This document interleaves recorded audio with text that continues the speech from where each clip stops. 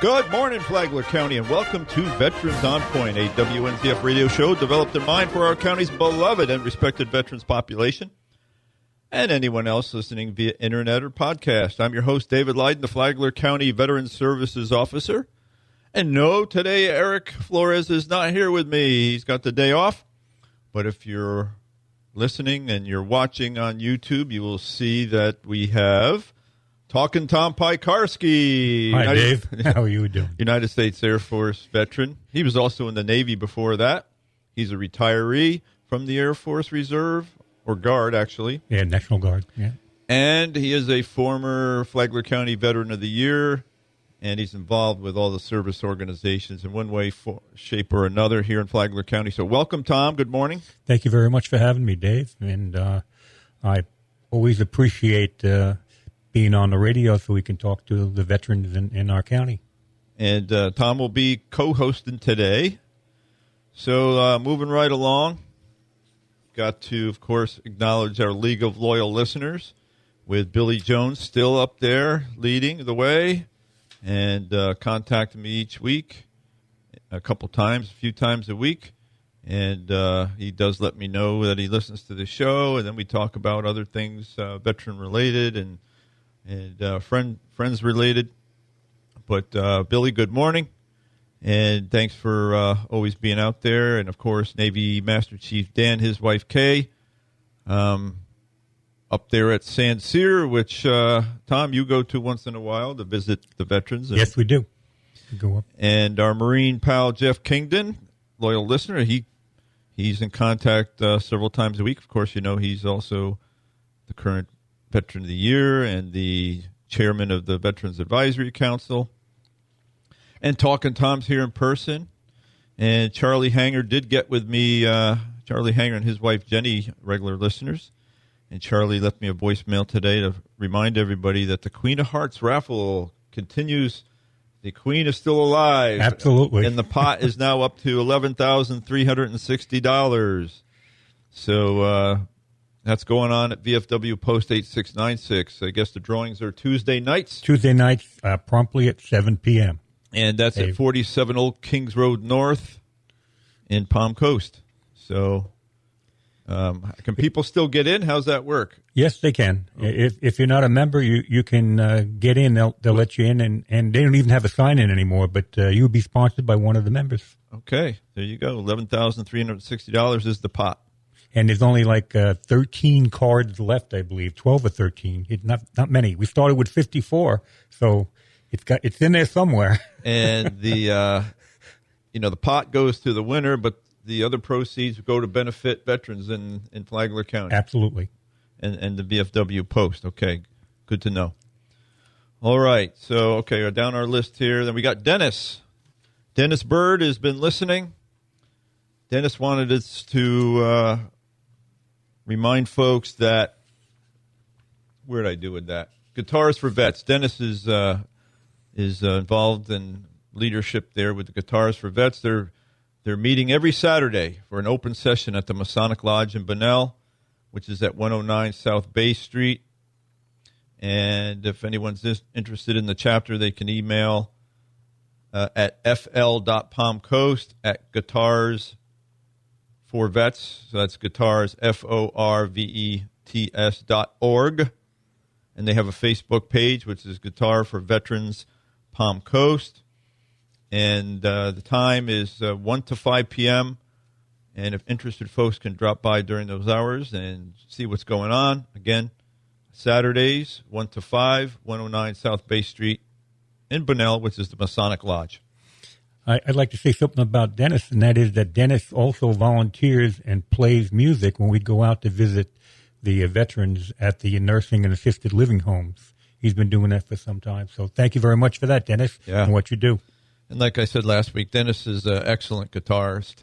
And so if you want to learn something, Dennis is very good, and he's there to volunteer his time. Okay, who else we got? So we've got Ray Royer, or French Ray Royer, United States Navy veteran, stopped in this week to let us know that he's still listening. And keep your eye on Mr. Ray Royer. He's going to, you'll see his name come up here in the next years, months, and he's going to be running for office. So just keep an eye on Ray. And we got James the Mail Maid's always listening, and Bicycle Frank checked in recently, and Frankie Jr.'s dad, Frankie, checked in recently, and Frankie Jr. are going to be at the Veterans Day ceremony handing out challenge coins to veterans. So look for those folks. I look forward to seeing them out there on Veterans Day, and we'll talk more about Veterans Day here in a moment. But we got to mention that Massage by Natalie. Some of our veterans have taken advantage of going to see Massage by Natalie and Company. And they're at 386-227-7499, located at 4871 Palm Coast Parkway Northwest, Suite number 1 in Palm Coast. And they are sponsors of the podcast here on WNZF. So thank you, Massage by Natalie and Company. And here on Veterans on Point, we like our history, especially when it comes to military, veteran, and our commanders-in-chief. And so our president of the week this week, number 37, Richard Milhouse Nixon, who served from 1969 to 1974 as our president. He's often remembered for the Watergate scandal that forced his 1974 resignation, the only U.S. president to do so. Yet beyond his infamy lies a life rich with quirks, innovations, lesser-known triumphs that reveal a complex figure shaped by intellect, insecurity, and unexpected talents. One fascinating tidbit, Nixon was an accomplished pianist who could have pursued a musical career. As a child in Yorba Linda, California, he studied violin and piano rigorously, performing Bach and Beethoven at local events. In 1963, he famously played his own composition, a melancholy piano concerto on the Jack Paar program, impressing viewers with his skill. He even jammed with Duke Ellington at the White House and once suggested composing a national anthem or alternative. This artistic side contrasted sharply with his stiff public persona, earning him the nickname Tricky Dick from political foes.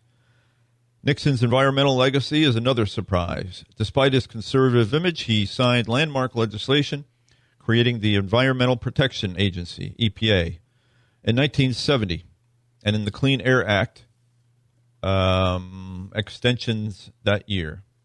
He also established the National Oceanic and Atmospheric Administration, or NOAA. A little-known fact, Nixon proposed the first Earth Day in 1970 through credit, though credit often goes to Senator Gaylord Nelson. His administration banned DDT, pesticides, and funded wildlife preservation, driven partly by his love of California's beaches. He served as a young man and owned a San Clemente home dubbed the Western White House. Internationally, Nixon's 1972 China visit shattered decades of isolation, opening up diplomatic relations and paving the way for what they call the ping-pong diplomacy.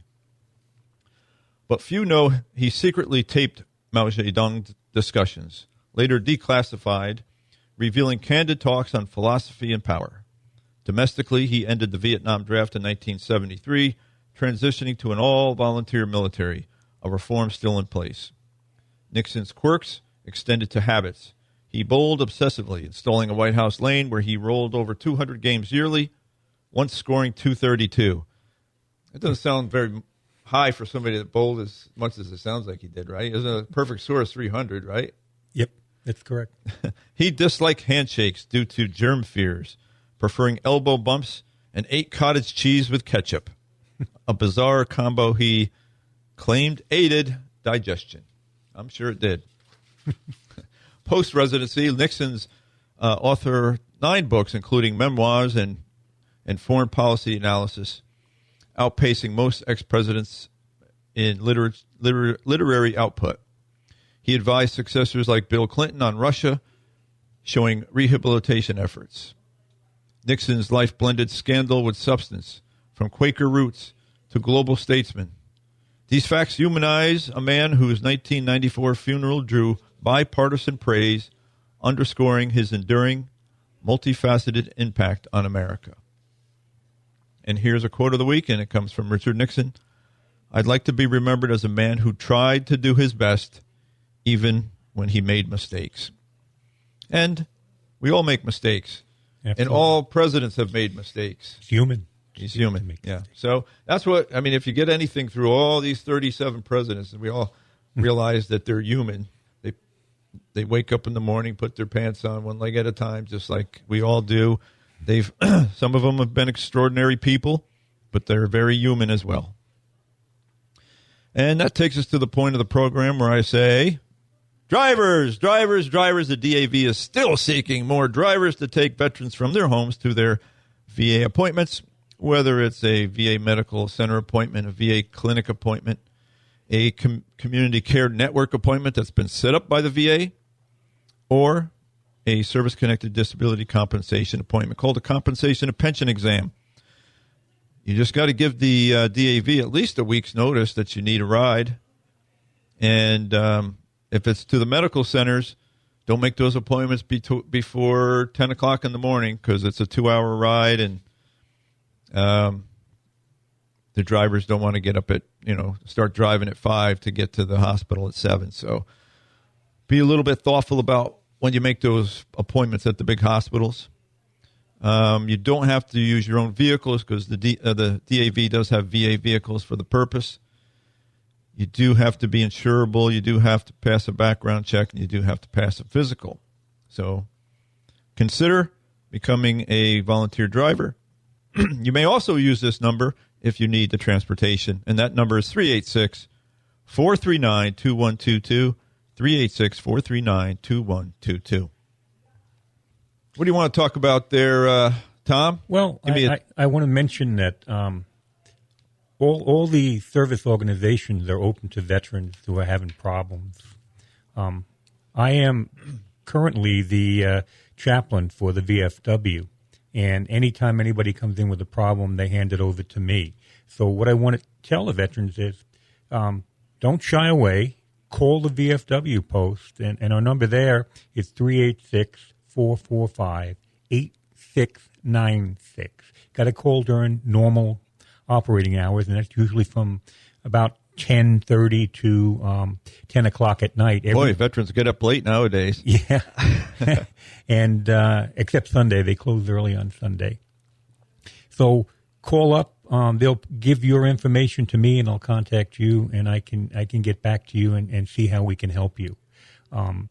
And if you have problems with your VA benefits, we have a service officer, but he is not as trained and experienced as the VSO office is and Dave and Eric work at. So we would refer you to them to get the help and the best help that you can get. Too many times people have other people filling out these forms for them and submitting them, and they get rejected. So that's depressing, it's time-consuming, and it's not good for the veterans who need help immediately. So please, contact us, contact the VSO office, and get your help where you need it. And we can set you in the right direction. All right. And help you out. All right, Tom, let's talk about Veterans Day. I know the VFW has some stuff going on, but absolutely. Of course, they've got the big shindig in Bunnell on Veterans Day, which is Tuesday, November 11th. We've talked about it. The parade kicks off at 10 a.m., but they do gather. Everybody gathers who's going to march or ride or proceed in the parade. They're going to gather down by the old Coquina building in Bunnell, which is roughly around the US 1 and Moody Boulevard. You can't miss it once you get down there, where they're marshaling everybody, getting everybody ready to go. I don't know if registration's closed or not by the time this airs, but that was at flaglerbroadcasting.com if you wanted to get in the parade. Our Grand Marshal this year is going to be Lieutenant Colonel Dave Freeman, who works for the Flagler County School District. He's a United States Army veteran. He finished the 2,200 miles of the Appalachian Trail this year, and should be an interesting speaker for us. Dave's a great guy. And we're going to announce our 2025 Veteran of the Year. I think that's going to be another great surprise as well. Absolutely. And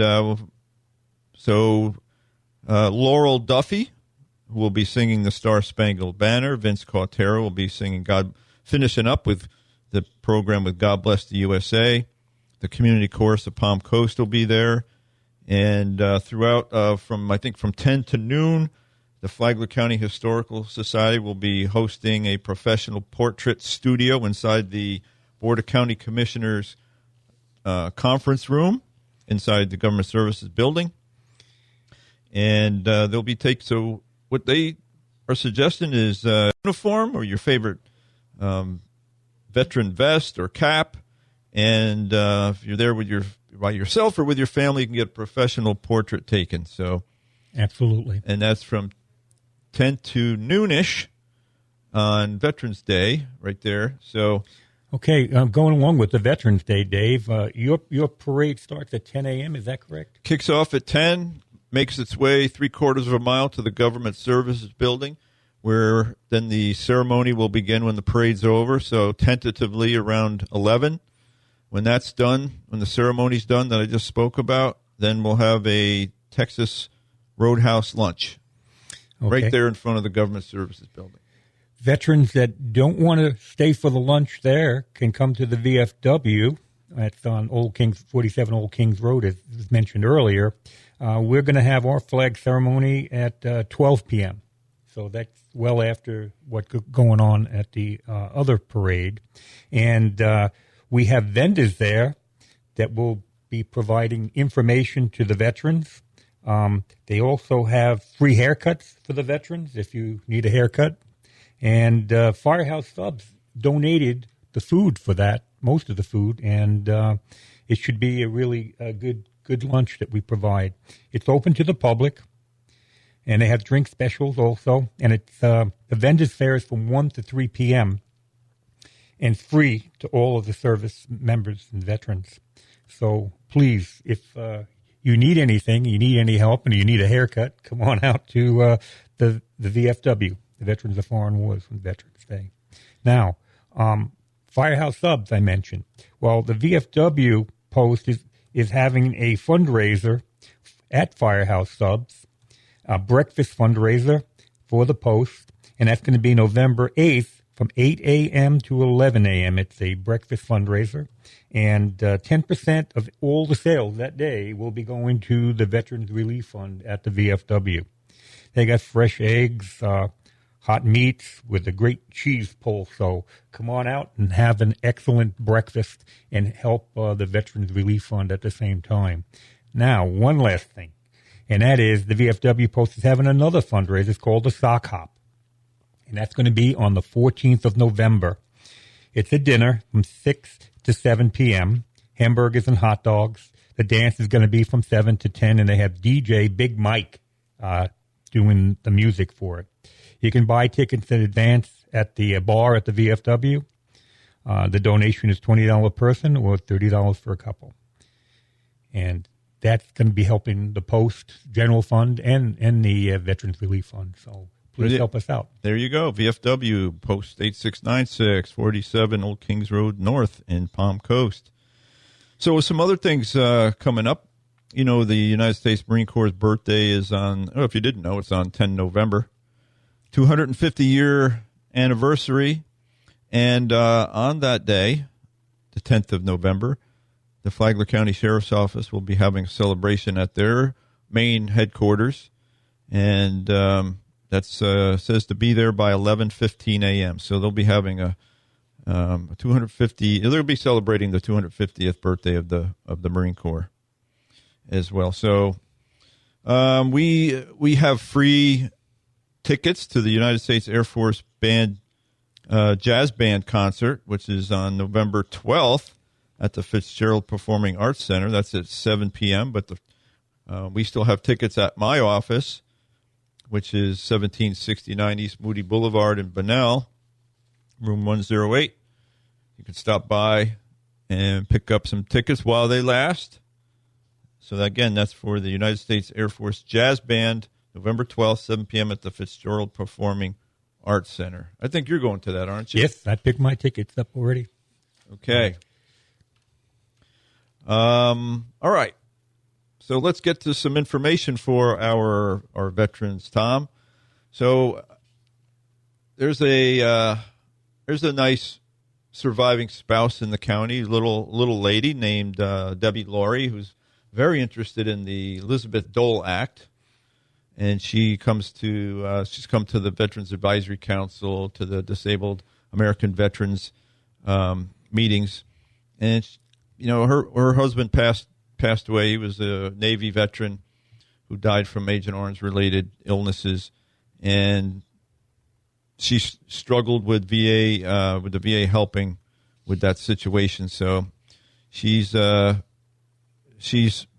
gotten real into veterans legislation, and so the Elizabeth Dole Act is one of the things that she's been trying to make sure people understand. And I've got one piece of it that I just want to talk about today, and it talks about full coverage for home nursing care, and what it does, it significantly expands home and community-based services through the Department of Veterans Affairs, enabling veterans to receive comprehensive long-term care at home rather than institutional facilities. So some key provisions under this act.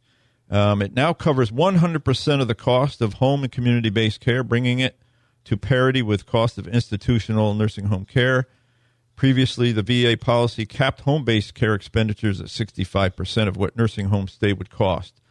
The new law eliminates that limitation and allows even greater expenditures when the VA determines it is in the veteran's best interest, especially for conditions such as ALS, spinal cord injuries, and similar intensive medical needs.